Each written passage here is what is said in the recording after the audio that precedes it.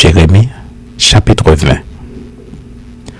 Pashur, fils d'Immer, sacrificateur et inspecteur en chef dans la maison de l'Éternel, entendit Jérémie qui prophétisait ces choses. Et Pashur frappa Jérémie le prophète et le mit dans la prison qui était à la porte supérieure de Benjamin dans la maison de l'Éternel. Mais le lendemain, Pashur fit sortir Jérémie de prison. Et Jérémie lui dit, « Ce n'est pas le nom de Pashur que l'Éternel te donne, c'est celui de Magor Missabib, car ainsi parle l'Éternel. Voici, je te livrerai à la terreur, toi et tous tes amis.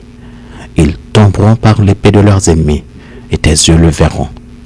Je livrerai aussi tout Juda entre les mains du roi de Babylone, qui les emmènera captifs à Babylone et les frappera de l'épée.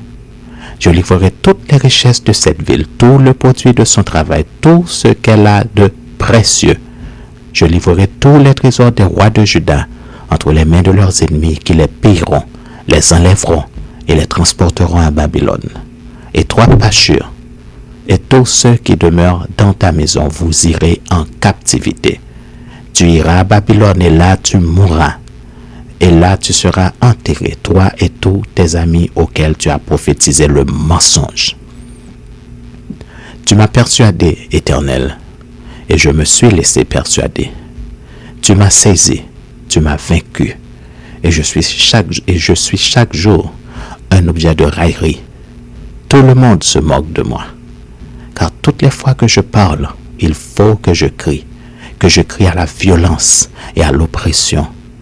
Et la parole de l'Éternel est pour moi un sujet d'opprobre et de risée chaque jour.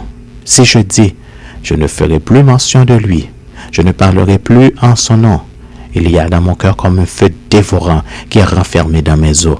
Je m'efforce de le contenir et je ne le puis. Car j'apprends les mauvais propos de plusieurs, l'épouvante qui règne alentour. Accusez-le et nous l'accuserons. Tous ceux qui étaient en paix avec moi observent et je chancelle. Peut-être se laissera-t-il surprendre et nous serons maîtres de lui. Nous tirerons vengeance de lui. Mais l'Éternel est avec moi comme un héros puissant.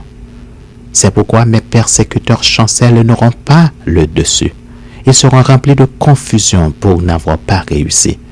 Ce sera une honte éternelle qui ne s'oubliera pas. L'Éternel des armées éprouve le juste. Il pénètre les reins et les cœurs.